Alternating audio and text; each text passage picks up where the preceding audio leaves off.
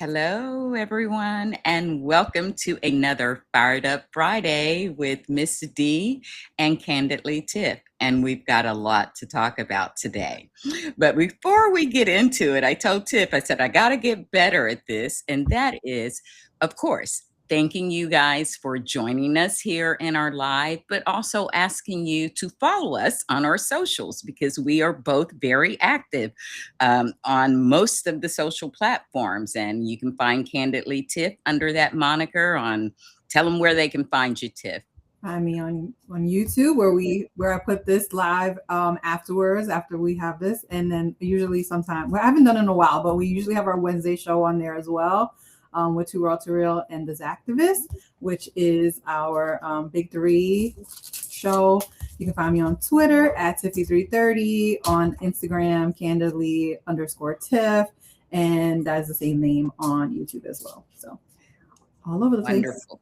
Yeah, in all the places. And Tiff turns out some great content. She does a lot of videos, a lot more than I do. I am on all the social, well, I won't say all because I don't do Meta. I have my reasons, but you can find me on Twitter, on Blue Sky, on Spoutable, and Unspoutable. I'm very active there and here on Substack. I do a lot of writing and I enjoy that under Advocacy Arena, and on Spoutable under my first name, Desia, Desia. And I host our weekly Good Trouble chat that has been going on forever since we were over on the Hellscape, formerly known as Twitter. And I host that on Spoutable now. And so, join us and support us because neither of us are like getting paid for this, but it's nice to get support. And you can do paid subscriptions to both Tiff and I here on Substack. And if you read any of my Substacks, I also have all of the places where you can find me at the end because I've done some podcasts and things as well. And the links to those, to that work, you will find at the end of all of my Substacks. So please join us, support us. Thank you for being here today for what I know is going to be a great conversation. And who knows, Myron might pop in and join us because he joins us. Myron Clifton joins us frequently. But we're going to dive into it. And I just, again, like I said, want to thank you for joining us. Hit the hearts if you're on YouTube and Substack. That does help the algorithm because we want to bring more folks to the party and to the conversation. And as Tiff popped in, as we were getting ready to start, some hot news dropping, that we'll just open with that. All right. And I'll let her dig into the latest in the election news. So take it away, Tiff. All right. Well, today I guess the DNC was meeting, and so they figured out the calendar for 2028 for the first couple of primaries, which is interesting information because, as we know, that's we're gonna start seeing people declare for their candidacies right after the midterms. That's guaranteed. It was gonna happen anyway, but based on the calendar, I think it's gonna happen a lot sooner than most people predicted. Most people usually is like December, January. I think we're gonna see it in sometime in earlier November, right after. So the first primary is going to be January 22nd, 2020, 2028. And that's going to be South Carolina. So South Carolina will be first. Black voters will get their say at the very beginning. Then you'll have Nevada, which is February 1st. So they're going in week order here. So the week after January 22nd, February 1st, we have Nevada, which is a different type of electorate. So you have more of a Latino electorate. There are Black voters in Nevada and a white electorate. Strong union there too. Very strong union. And then February 8th is New Hampshire. So we go back up top. Then we go back to the Southwest to New Mexico on February 15th, which is interesting. Then you have February 22nd is Michigan. So that's Midwest. Then February 29th, right before Super Tuesday, we have Virginia. Now, Virginia is a very interesting state because it is a very mixed electorate there. Sometimes trends a little purple-y in a weird state, but there are Black voters, there's white voters, there's a mix of voters in that state. And then we have March 7th, which is Super Tuesday. So I think that's going to be a very interesting kind of map of where these folks are going to put all their attention. Obviously, there's going to be a lot of attention paid to South Carolina because they are going to be first. And that will kind of set the tone for the rest of the election, because who knows what's going to happen. There's going to be a lot of people that are going to run. And this time next year, we will be hot and heavy in presidential primary craziness. So prepare yourself, because it's going to be a long, hey Dallas, it's going to be a very, very long year in 2027 of election craziness. And if it's anything like it is right now, I feel like this is the preview. And this is going to, it's already crazy, and it's going to get crazier, and it's just going to continue building in that way up until we have that presidential election. Because let's start in on one of the topics, and we don't have to spend a lot of time on it because we know what time it is. Speaking about elections, since you and I talked last, the president had a primetime address claiming all the crazy stuff about elections. And you and I know what that was basically about, which was him starting to stir the pot for election interference. And calling foul or, crazy stuff wherever the results do not turn out the way that he wants. Of course. And I mean, none of us are surprised by it, but people need to understand the kind of importance of it, because basically I feel like that was him starting to send the dog whistle to all the crazy people who support that mess, and the extent that they're willing to go to push it, I think should be alarming to us. We already know what they did the last time. Yeah, listen, it's not, I don't think anyone that has been paying attention, which I would hope that a lot of people are paying attention, that this president is going to cry foul no matter what. He tried it in California. But then he had to backtrack it, right? Because Steve Hilton ended up winning, who's a Republican. You got to give these states an opportunity to count these votes. Like, this is what this is his bread and butter of how he is going to try to spin stuff. We know that in certain states, it takes long. Listen, it took like 3 or 4 weeks here in Maryland to count all the votes. We had close elections. It was what it was. In Democratic primaries, in the Democratic state, you're going to have a lot of people who are going to vote. And sometimes these states cannot count as quickly. These counties, these cities cannot count as quickly because we have a lot of mail-in ballots, which is what he wants to use to say, oh, they're cheating. Meanwhile, a lot of people that are Republicans also vote by mail. So he's full of it because he knows that that's an easy way. And he's trying to push to get his SAVE Act passed, which is a disaster, all in all. And they even tied it to the NDAA, which is the military bill that National Defense. To push it forward. But it's gonna fail. I mean, it's the way that they do these things are so suspect. We've watched kind of a lot of this stuff play out over the last couple of weeks with these votes and how they're trying to package things together to try, like we had this week, they had the trade stock bill the stock trading bill, that they were trying to tie to another bill, which they were like, what are you even doing? So of course Democrats voted no on it.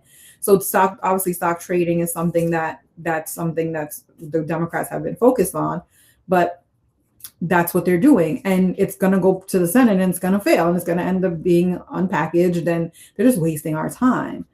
So we're just watching a lot of corruption happening in DC. We don't know where Mitch McConnell is. We don't know if he's dead or alive. We know where Lindsey is. We know Lindsey is in hell right now. And he's gonna have his funeral next week. That was pretty shocking from the last time that we spoke. I don't think anyone, I don't know, no one. No, we would have been, So, yeah, we would have expected yeah, McConnell's yeah, news of McConnell. we were wondering if McConnell was dead or alive, and then next thing you know, it's like, oh, Lindsey's dead. It's like, oh damn. So yeah, they're down a couple of votes in the Senate, and at this point, listen, anyone could die at any point. We all know that, but it's just very interesting that Joe Biden ended up, probably will end up outliving both of those men. But yes, and he should, exactly. So it's just a lot happening in DC right now, and they're going back on recess again because they don't work. August recess is coming up, and these bills are just going to sit around and they're just going to linger, and we are going to see how Trump is going to spin all of this as we get closer to the election, because there's some people who believe there's going to be no election. I'm not one of those believers that we're not going to have an election. I think we're going to have an election. Or is there going to be election interference? Yes, of course. He's going to be an agitator. He's going to try to maybe call up the National Guard in places like Detroit, where there's going to be a hotly contested Senate race. He's going to call it up in Georgia because we already know he has a fixation on Georgia after he lost by 11,000 votes, which he thinks he truly won. But he's never going to give that up. So there are certain states, I do believe, Nevada's another one. In these swing states, Pennsylvania, I don't really know that he has any leg to stand on there. I think Josh Shapiro is going to win by a lot. But it's the Senate races where I think he's going to key in on, where there could be a potential. Maine is another one where there could be close races where he is going to cry if the Republican ends up losing. Well, the good thing about that is, as you said, we do know that he is going to do that. What places and where, we can kind of guess. It's predictable. Exactly. And to that end, I am glad that the Democrats are trying to pregame that, so to speak, that they are actually having strategic. Did you see that? Did you see that? Chuck Schumer? Yeah. Mm-hmm. And I think the guy out of New York, Morrell, is the one. Joe Morrell is kind of leading this effort. It's with the House Administration Committee, and they are having meetings and gaming out all of the possible things that he could do and what their responses can be to stop it or to thwart it. So that makes me feel good that they are, not just talking about it, that they are being about it and actually making preparations for it, because it is going to happen. So that makes me feel good to know that they are actively meeting and thinking of all the ways in which he can try to interfere with these elections and coming up with strategies to stop that interference. Yeah, no, I agree. I saw that video yesterday from Chuck Schumer. I didn't read the article, but I did see, so I didn't know all the details. So thank you for that. But I saw that he was saying that they were being proactive in the fact that they are looking at, like what they could do, kind of what will happen at the election, and then what could happen after the election. So I'm like, finally, you guys should have done that way before this, but yeah, they kind of should have done that with the Project 2025. Yeah, there was opportunities, but no, but here we are. Okay, never too late to learn. Never. So I'm glad they are preparing. Yeah, I think we're just in for a long couple of months of watching this man who is destroying our country every which way. Gas is back up. It's just that we're in a war. Seems like it's never going to end. But I think the one thing I think people are not thinking about, because a lot of people can't think past this year or 2027, but I think past this time frame and think of 2028, because we can and would end up in a very interesting situation and a scary one if Republicans end up keeping the House. Remember in 2020, when 1/6 happened, Democrats were in charge of the House. So Nancy Pelosi was the speaker, she held the gavel. But if Mike Johnson holds the gavel and we get to 2028 and we have a winner that's a Democrat, right? A Democratic nominee wins the presidency, and Donald Trump is still the president like he was in 2021 on January 6th, and we have to certify that election. God knows what he is going to try to do to call into the craziness, right? Like I said, the difference was Nancy Pelosi was in charge of the House. And if Mike Johnson is in charge of the House, we don't know, even if the Democrat wins, we don't know what shenanigans they will try to pull to stop the presidency from being certified. So we have to be very cautious of that when we're thinking about who runs the House as we get, and this is, it doesn't matter if we win the House in 2028 back, we have to win the House back in 2026. And I don't think people are understanding how that works, right? Right, connecting the dots. I'm not so concerned about it on the Senate side, because they usually kind of stick to the book on the Senate side. The House, they go rogue, and there's a lot of people on that side who don't care about being corrupt. They don't care about anything else but winning. And if they lose, then they are going to try to find a way to win. And Gavin Newsom has warned about this. He warned about this before we had all this redistricting. And I did a video on this, and I need people to understand the significance of us holding and having the House after the 2028 election. We cannot lose in November. Heed the warning, people. We tried to tell you the problem that we would have with the courts if Hillary didn't win. And look how that's played out. So every election matters. And just because you don't see things, connecting in real time, just believe people who follow politics and understand civics and pay attention and exercise your civic duty, do it now and not think that you can wait, like this election isn't important. It is really, really important. It's more important now than 28 is, because what happens, as you just explained here, can determine how things go for us in 28, even with wins. So yeah, you can't, we have all, Dallas, you're getting on my nerves today. We have all witnessed how Dallas is chatty. She is in the movie because this little girl is running back and forth in front of my house with her on her scooter. So she's very annoying.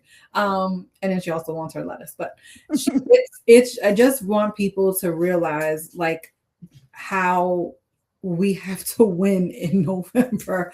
I don't think people understand the significance. You can scream establishment, APAC, all this all day long, but at the end of the day, we have to beat Republicans. Like there's no ifs, ands, or buts about this. And maybe you don't necessarily love the candidate that is going to be picked in the race, in whatever race it is that you are invested in. But if you don't take your ass and go vote in November, regardless, there are people that I'm going to have to vote for in November that I don't necessarily like, but I'm going to do it anyway, because guess what? We have to win. And if you don't see the risk of Republicans and what they could do or how they are going to go about it, then you are sadly mistaken and so naive and ignorant to how this country works, because this is a game of power, right? We have the Game of Thrones, it's a game of power. You've lost the plot if you don't if you don't get that. Exactly. And these purity politics and things are not the way. Like we can have our druthers and our wishes, but we may not end up with people that we like. At the end of the day, we should be voting for harm reduction and for the best probability of us holding on to our democracy. Because if Democrats do not win, we will not maintain our democracy. You can be assured of that, and I think that some of these folks who are pushing, like all their ultimatums and, their um, kind of purity test, litmus test, some of them are calling it. It's fine to have that, but if you don't end up with it, you still need to vote and you need to encourage other people to vote because as we say, winning elections is about numbers. It's about Exactly. It's all about addition. the math. Okay. Math is the math. You cannot get around that. And I don't understand. One group is going to win more votes than the other, and that's how elections are decided. So however you want to spin it, I don't care. We have to outvote the other people. We lost in 2024 because they outvoted us. It's really not that complicated to understand if you understand math. And I just need people to focus on that. Listen, there's a lot of people who have their issues, right? So I was reading something. Listen, the Michigan race, let's talk about that really quick, is a hot ass mess. Okay. I'm just going to say that it's a hot ass mess. Listening to people there, they're over it. I'm over it. I'm tired of hearing about it. But one thing that I'm starting to see, which I do not like, is that people are like, and it's kind of started in 2024, like it started even before that, like we're gonna withhold our vote because we had the uncommitted movement, which was supposed to be about like trying to bring attention to, then we had like the never Kamala people. And then we're starting to see where people are like, well, I'm not voting for X person because they don't support me, or we don't like this person, and they're talking about they're withholding their votes. And I'm like, and it's not just leftists. This is not a leftist thing. Okay. There are other special interest groups out there who are going to do the same thing because they see it as a tool to be able to like get what they want out of it. And in some ways, I get it. Like we're seeing in Texas, Black voters are like, I don't know about this James Tallarico guy. And he did the right thing and he had a town hall, which he should have had. He should have done this 3 months ago. But late, but here we are. You need the Black vote to be able to win. So you're the same way that people are doing the work to win over Latino voters, union workers, there's going to be, you need to win over every type of voter. So right. The purity test is expanding, and I don't like that. It's getting a little bit crazy. It is, and people need to understand. Like I asked them to think about in the 1800s when Black men first got the right to vote. Okay. The number of people who were killed trying to exercise it, but a lot of them got the ability to vote and even put people in Congress during Reconstruction. But for the most part, do you think any of those people on the ballot were not racist? Truly, we have never had the luxury of having these perfect candidates. There's no such thing. There's no such thing as a perfect candidate. Listen, even in my own state, me and the gov, that's my guy. But even I disagree with him on some stuff. I mean, we are never going to have perfection. I think there's valid things that people are saying about some of these elections, the corruption, the amount of money that is being poured from outside groups into these elections is alarming. Yes, we should be concerned about this because what I tell people and what I've been telling them the last couple of weeks is, yeah, you may not care that $50 million is being spent by outside groups in Michigan. That may not bother you because you don't care about the candidate that they are running the ads and sending mailers against. So you don't like that person. You're for the person that they're doing these ads for. But guess what? When 2028 comes and there's a candidate that you really, really like, and those same groups are running ads for another person that you do not like, you're going to feel how this whole situation works because your person is going to be up against 50, 60, 70 million dollars, and your person may only have, $10 million to run ads. It becomes an outweighed thing. It becomes an unfair thing. And people need to recognize. So you may not care now, but you are going to care at some point, and you're not going to like it. And I don't want to hear people complaining about it. But I mean, listen, there's nothing that can really happen. But I do think that Democrats need to start having conversations about what it means to have outside groups investing in some of these races. And it's not $5 million, it's 50 plus $1 million. This is an outweighed thing. I mean, there's a scale here. It's not pocket change, yes, and I think that they should have some campaign finance reform on their agenda in the horizon. Right now, I just need us to win, but that is definitely a problem, and Yeah, that it's getting problem. worse. It's getting like, I don't think people realize this, Ms. D. In 2020, there was like 3 super PACs that really played in that race. One was for Joe Biden, which came in super late to help him because he was broke. Okay, he was getting his ass kicked, and Bernie had a lot of money, and they needed to figure out a way to help him to win, so they jumped in.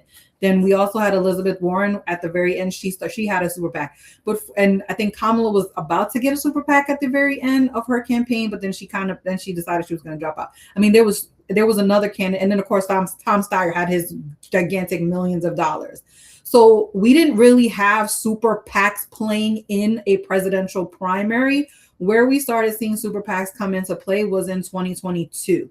That's when we really started seeing a lot of these special interest groups form. So UDP, which is APAC, formed their super PAC. We also started to see, the crypto folks and the AI folks are now playing in this game.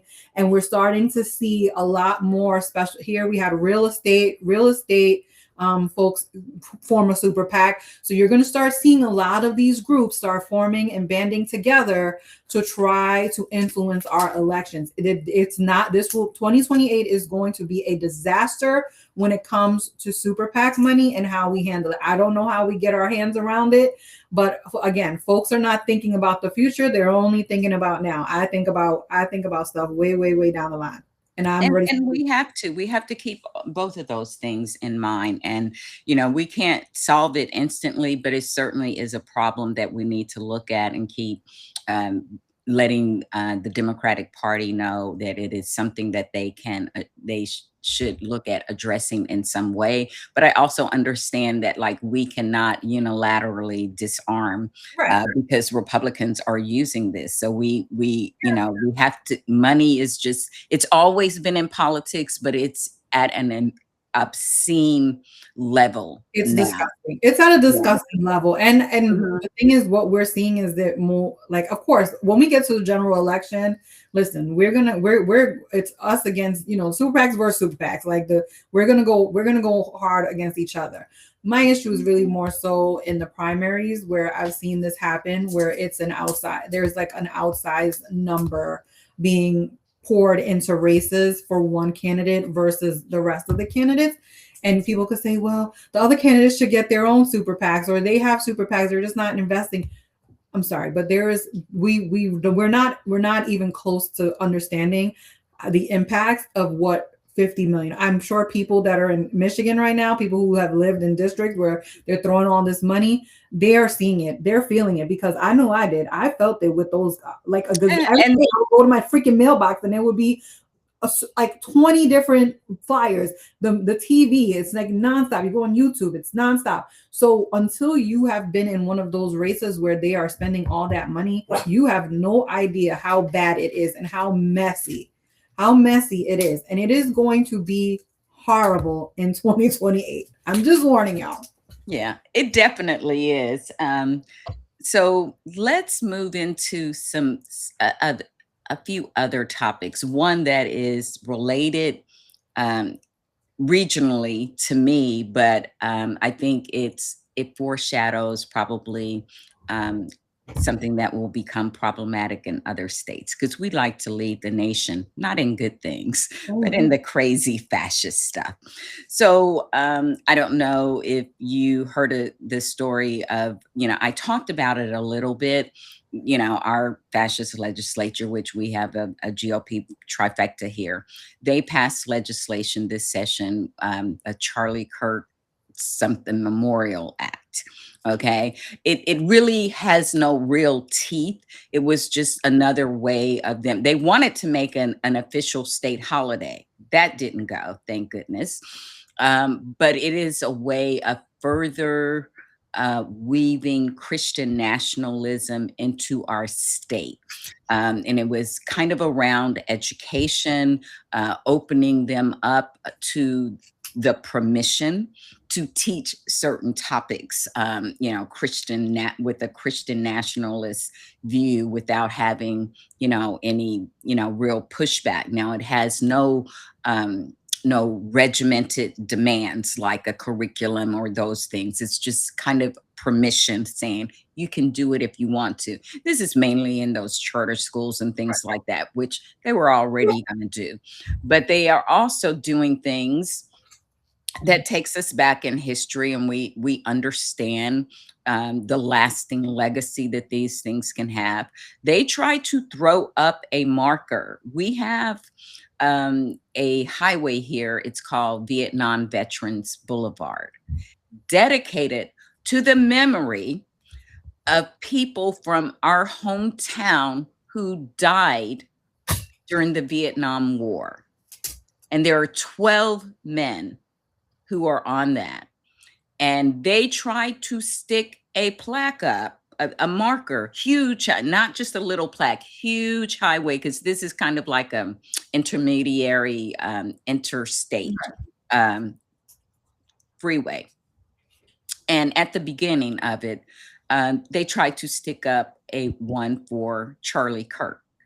And the veterans in my home county lost their mind. Many of them were Republicans. And that is the reason why it is now being taken down. But just the disgusting act of them thinking that it was okay to stick that marker up for a man who never served in anybody's military. It's so divisive. And while they want to say he encouraged freedom of speech, I don't consider him even a patriotic person. He spewed hateful rhetoric.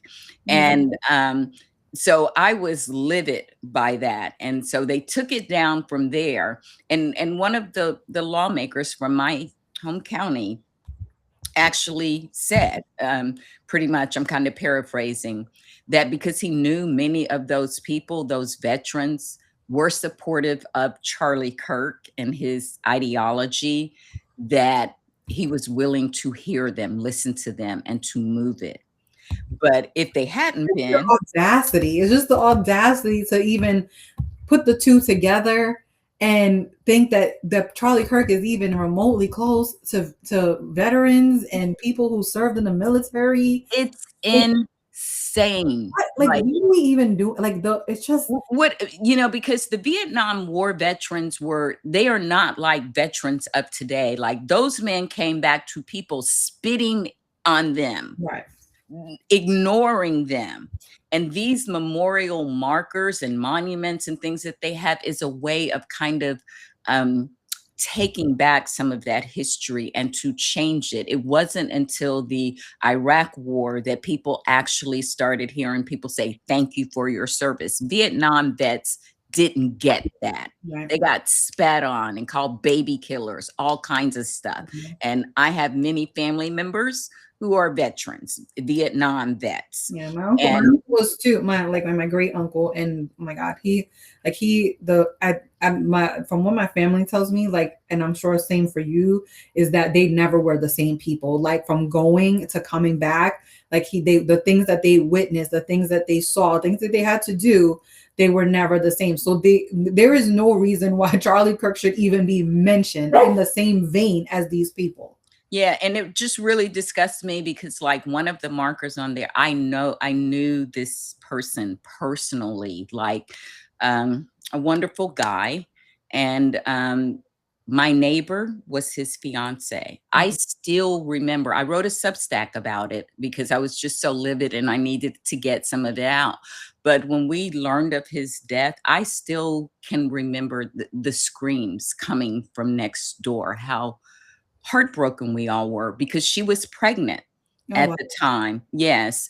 And still think about his son, and we were blessed to see him grow up and to have a son.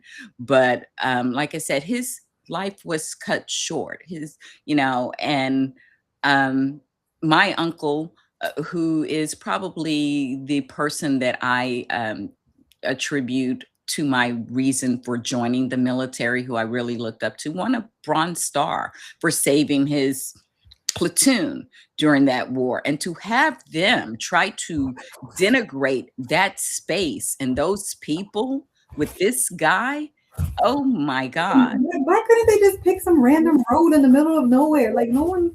I mean, Yeah, well, he don't even deserve to be on a road because well, I agree with that. I'm just, but I mean, like, pick a dirt road exactly, somewhere and just call it Charlie Kirk Road. Like, no one cares. Like, exactly. but like, I don't know. It's just so stupid. It's just a disrespect. I think that's what it comes down to. Just the fact that they have no respect for people living or dead, and they just don't care. And what did Charlie Kirk really do? I mean, come on. He was a person That's who went to college campuses, and he was a provocateur, a bigot. And what did he and really died a horrible accomplish? death. I Yeah, mean, I mean, it yeah. was a horrible death, but that there are people who die horrible deaths every single. All the time. I think about this young man, Nolan Wells. I mean, we countless numbers of Black people, recently and in our historical past. But I see them doing with Charlie Kirk because he's so familiar to a lot of young people and has had such a huge following.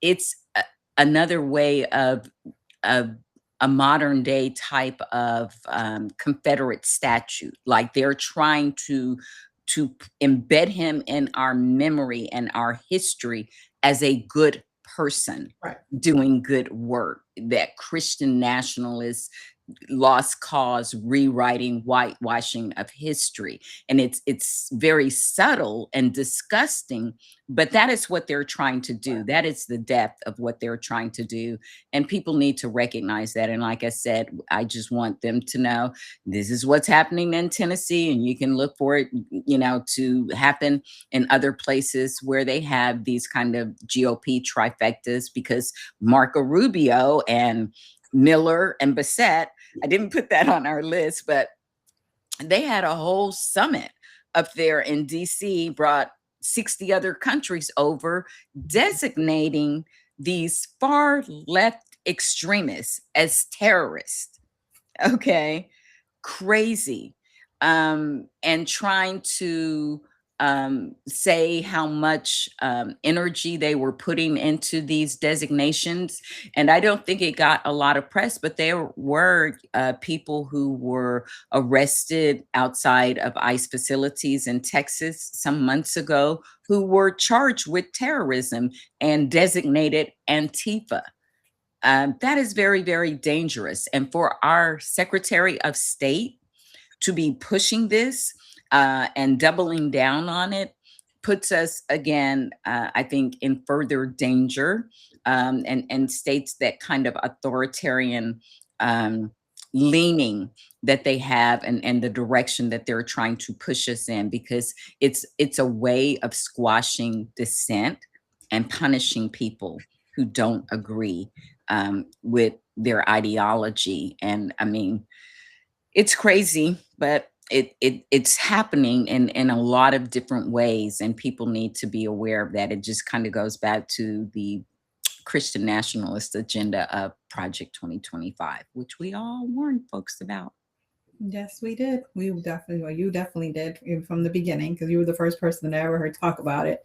That was long before it was even a popular thing. Like, worry about this. This is coming, and it's here. I mean, we are living through it. I mean, what we have seen our Food and Drug Administration be destroyed. I mean, I see people asking, like, what can we eat now? Like the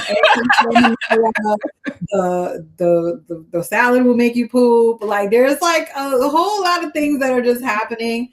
And when you have people that are incompetent who are running these cabinet positions and these departments, this is what you're going to get. There was a report yesterday that that Trump and Miller are not happy with Mark Wayne Mullen, who is now running DHS.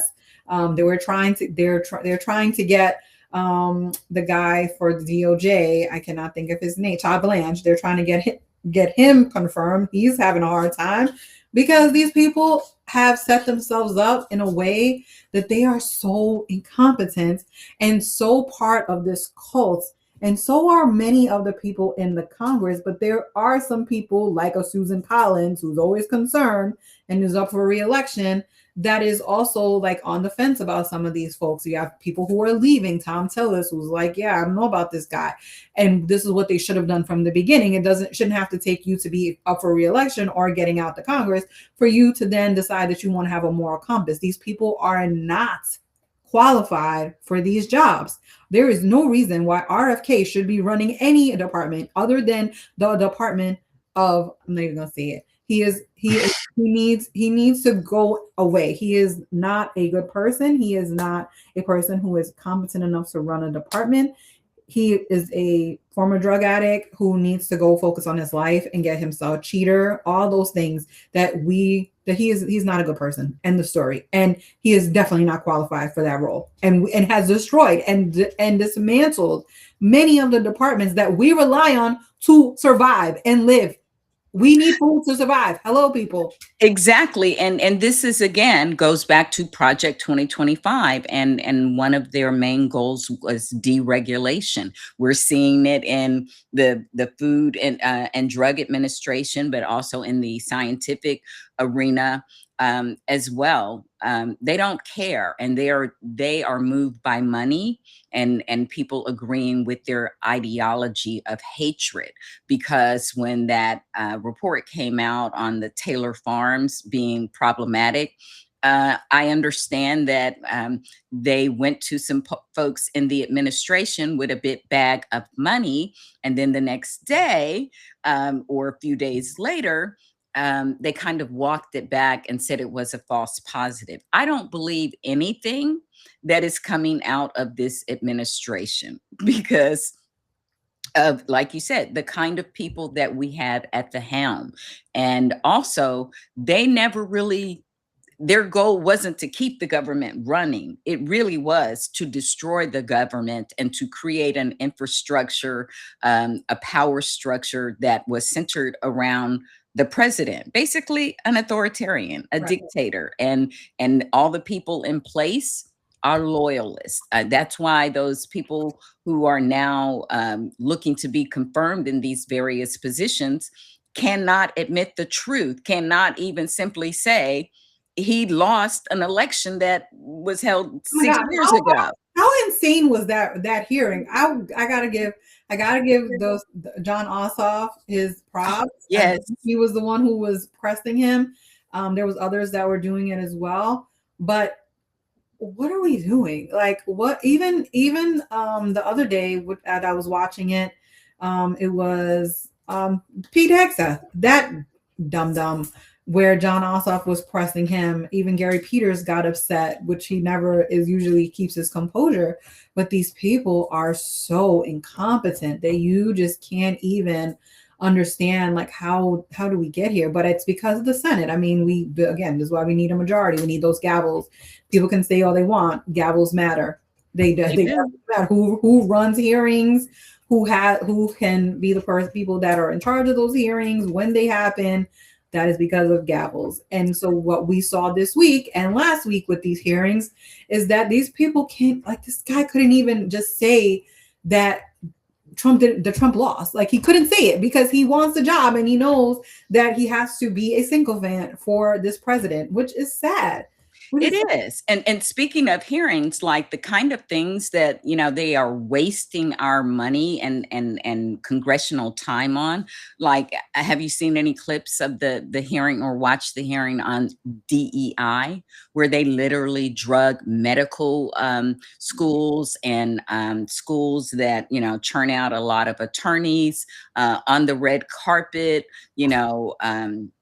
bashing them with not complying with the changes to DEI programs and things. So not only are they like destroying and and firing real scientists and organizations that help us stay healthy and alive. They are destroying the future talent for those things by placing these crazy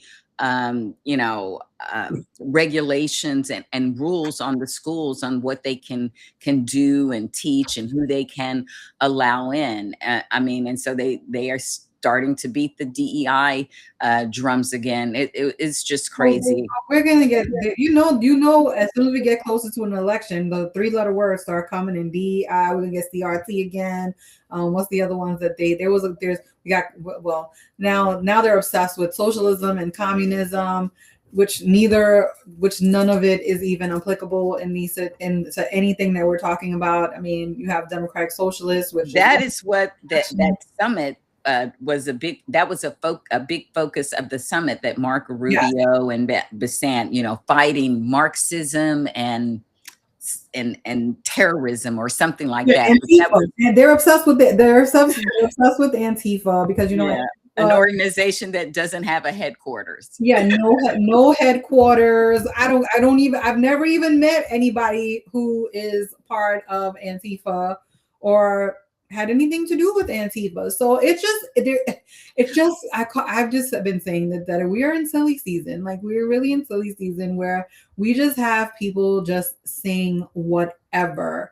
And I laughed yesterday because I saw AOC. They were like following her all over DC yesterday. And she was, they asked her a question about, communism, and she made a valid point. She said, Republicans, they didn't say that. They said Joe Biden was a communist. Okay, they told him a socialist. Regardless of who it is, Hillary was a socialist. She was gonna put in Sharia law. I mean, there's all this stuff has been going on for like I don't know how many years of them. They always latch on to some kind of thing, and they become obsessed with it. Defund the police, whatever it is so this year it's going to be communism and socialism. But I liked what AOC said. She said that I don't care what the belief police say. And I'm like, you know what? That's actually kind of clever. Like, they are, because it's not even a real thing. It's a belief in what they think is happening with the Democrats. They don't even understand. First of all, Democrats don't even understand what's happening with Democrats at this point, which is also part of the problem too, because we have all these different factions. We have, the people who are normie Dems. You have the people who are liberals. You have the people who are progressive. You have people who are DSA. I can't take it anymore. I'm so sick of labels. Like, we've been talking about this for like over a year. I can't stand the labels. I'm over it. I know. Everything is crazy. Just pick somebody and let's move on to the general election. I'm tired. Yeah. Let's focus on holding on to a democracy. I'm not saying keep things the way they were, but at least have a democracy so that we can improve things and make things better. But if we mess around and because of purity, ideology or whatever, lose again, it's going to be a long climb out of it. I'm not saying we will never recover. Germany did, but how many years did they go through, and what kinds of horrific things did they experience? Hungary did, but it took them 20 years to get rid of Viktor Orban. Once they get there, like I said, once they get there, it's really hard to get them out, right? So the goal is to keep them out. We already have Trump in there. We have elections. Let's just get these people. We can fight about this in 2028. We can fight over what this party is going to. We will know how the trajectory of this party is going to go in 27 and 28 when we start going through presidential primaries, and we have, not even the actual primary date, but we have like the lead up to the primary. We have debates. We're going to debate over a million things: corruption, what they want to do, policies, plans, whatever you want to call them. They're going to have a lot of things that we're going to go through. But if your idea of I hate democratic socialism and I hate progressives because of Mamdani, you're not really going to sell that to anybody. Because from what people can see, even my grandma, who's 83 years old, she's like, I like that Mamdani guy. I hope. And my grandma watches MSNBC all day. She's obsessed with, she's like all up in the Dems, like mess.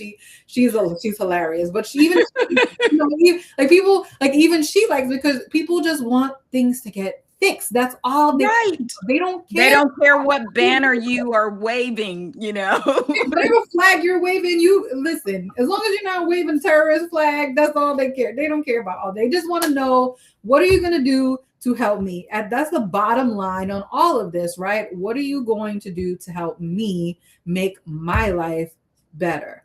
And people, that is where the majority of people, if you look at all the polling, the top issue is the economy. So unless you're going to tell me you can't tell me how you're going to fix this economy, you don't have plans to make this work better. I don't care about all this other label, this, that, all this stuff. I want people who are going to go and do the job. We have a problem, Houston, and we need to get these Republicans out. So miss me with all that. If you're going to fight against Republicans, I'm all for you.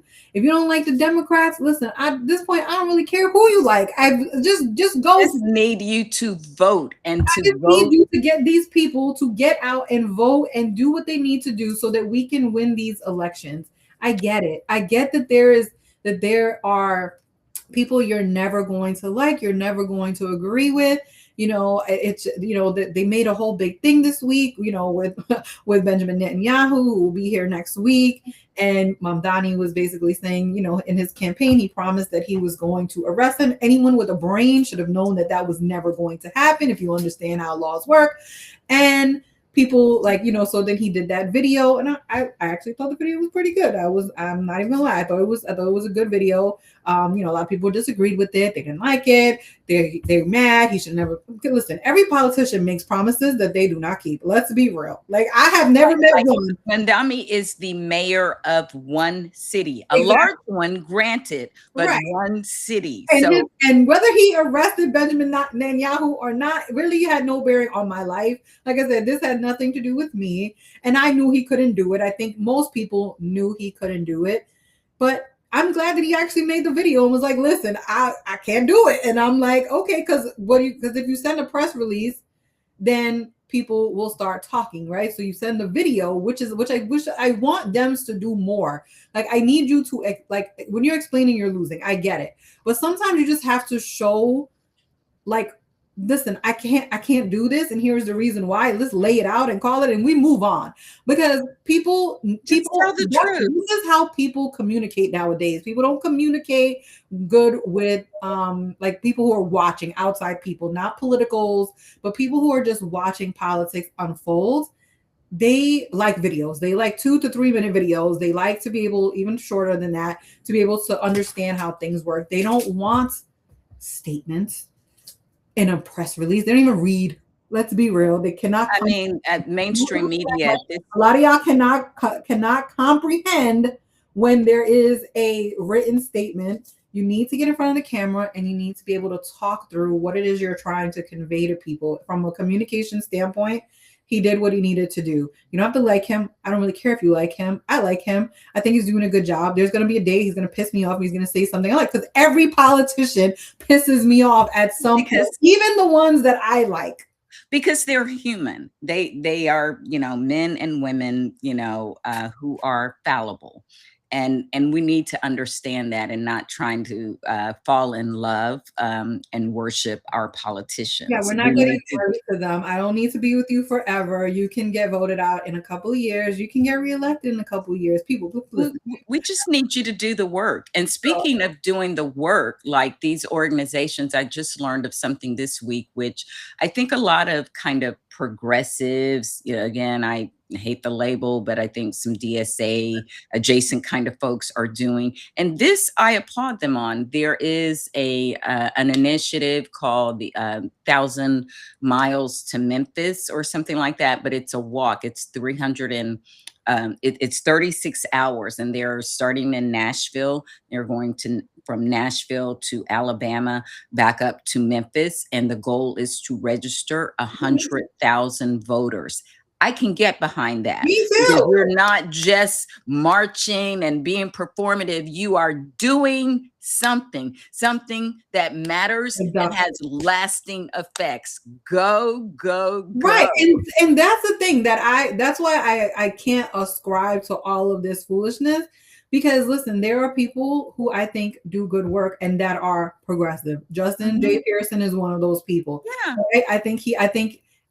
His motivations for wanting to do stuff, you have to look at the total package of people. Mhm. You can't just base it on a label and just be like, oh, I don't like that person because they're Justice Democrats or because they're DSA or whatever it is. You got to kind of look at the whole totality of who they are and what they have done and the whole resume and the whole shebang. Like even here, there's things that I don't like. Like people here complain about fees and all this stuff, but guess what? We're not living in hell. Okay, we're not living in hell. We still You're have getting something for your fees. yes, and we actually have roads that can be driven on. We can fight about the data centers, whether we should have them, whether we these are valid policy issues. But Mhm. just to hate somebody just to hate them is not okay in my book. You can just because you don't like their label does not mean that you shouldn't look at everything that they're doing and you can give credit because I believe in fairness. I will give credit where credit is due. The day you do something that I don't like, yeah, I will have a critique on your that doesn't mean I'm not gonna like you anymore. Exactly. I don't have to agree with everything you Right. say and do to like you. Like Exactly. I can also like you as a person and not like you as a politician. exactly. Those two things can actually be separated. There are people that I like that are politicians that I'm like, I don't like that person as a regular person. Like I would never want anything to do with that person, or vice versa. I think they're a terrible politician, but They're I a nice person. but they're a nice person. So and we live in a society where there has to be nuance, and Mhm. people are lacking that because they want to stick their hand in the sand and be like, no, I don't like that person, and I'm never gonna like their person. And I just don't operate from. I know you don't either from that perspective. Like that's just not who I am. I am going to see the good and sometimes the bad in people, and I will take all of that and put it together and say, yeah. So even like with Michigan, like the El Sayed guy, there I don't like him. He's this Bernie and I don't care. I don't have to like him. I don't have to like Haley Stevens either. I just need one of y'all to win so y'all can whoop Mike Rogers' ass. Okay, that's all it is. Exactly. We don't Exactly. have to be besties. We don't even have to. I don't never have to see you. I don't really like Alyssa Slotkin, but she won and she's doing her job. She has taken votes that I definitely do not like, especially with some of these confirmations that have gone through. But she's still a Democrat. I don't care about all of this. I just want to win, goddamn it. Exactly, exactly. And, like some of these people should never be put in the mix to begin with. We need to be busy doing the vetting beforehand or whatever, i.e., Fetterman, which means y'all need to listen to Black women because we try to tell y'all, and it looks like Fetterman is about to leave the party now. Like at this point, Bye, and that's Felicia. exactly like at this point, like how many days, how many times did I go through all of this stuff about Oh my Fetterman? God, the I was videos. I spent like most my 2022, I don't know. I probably did over 100 and something videos about Fetterman alone and why I could not stand him and what was y'all didn't listen. So part of me sometimes is like, you know what? I ain't saying nothing. I think I told Soul Sister this yesterday. I said, I see everything that's going on, but sometimes you just gotta know to shut up and just not say anything. Because guess what? People are gonna do whatever they want to do. Ain't nobody in Michigan listening to me. I have nothing to do with Michigan. So whether I like Haley or I like Abdul, it doesn't mean anything to anyone outside. Yeah, you don't have a vote. The people there have a vote. It's kind of like the Tellerico thing. Like we can opine on it or whatever, but at the end of the day, I get to vote in Tennessee, you get to vote in Maryland. So Sister Thank God gets to vote in Michigan, so And she's going through it because she's like, I can't yeah, wait for this to be over. And I I don't know. blame her. I want it to be over. My whole entire Twitter timeline is about this race, the same way it was when it was in New York. And Mm, that was like we all have our own kind of races that we are focused on. I focused on my race for my own district. It didn't turn out the way I wanted it to, but it's okay. Life will go on. But it just feels like we just spend so much time fighting with one another that it's to the point that I don't even want to tweet anymore or make messages. Like I haven't made a video about anything of substance because I am over it. I'm tired of talking about Trump. And I mean, I'll make posts about it, but at the end of the day, like nothing is going to change because Trump, he's going to do whatever he wants. I don't know how many more of our soldiers have to die. I don't know how many more of our bases have to get destroyed. The media is getting blacked out on this war. Like there is so much that we are not knowing about what is happening. And we are all suffering the consequences in our pockets because of this war. Exactly. And us not knowing is going to come back to bite them and us as a nation, because I was just looking before we got on. They have taken off, I think, 4 names of the number of people who had died because they were killed during a quote unquote ceasefire. Are you insane? Like this war is not over, man. And these people were killed because of that war. We don't care whether you include them in this number or that number. They are part of the number of deaths that have occurred because of the Iran war. Y'all can try to spin it any way you want, but I guarantee you their family members, their survivors understand that they died because of a war of choice that you started with Iran. And they can try to cover up, hide, shade the numbers all they want. That will be impossible for them to maintain, because at the end of the day, these service members have loved ones who are not going to keep their mouth shut about it. Yeah, after a certain time, you're like, I can't imagine that.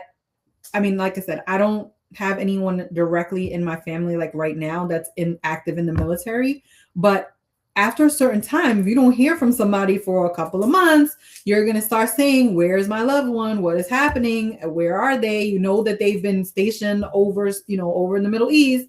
What is going on?